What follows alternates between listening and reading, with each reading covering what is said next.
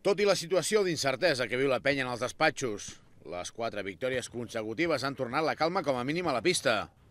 El president del Fiat Joventut, Jordi Villacampa, ha volgut sortir a la llum pública per destacar diferents aspectes d'aquest curs.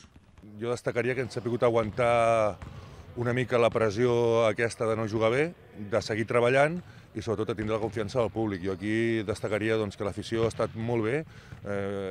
Potser en aquells moments era fàcil desanimar-se i deixar l'equip i ha sigut tot el contrari.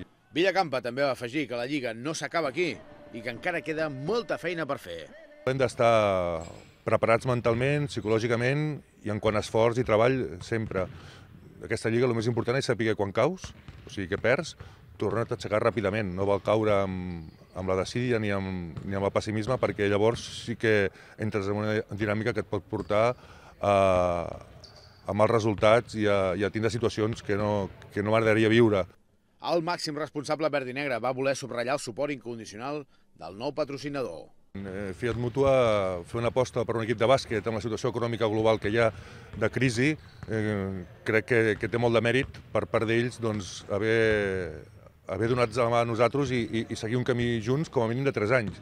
D'altra banda, el capità del Fiat Joventut, Pere Tomàs, serà operat finalment divendres del genoll. Ho farà a Màlaga amb el metge finlandès que ja el va visitar a Madrid i serà baixa els pròxims 6 mesos.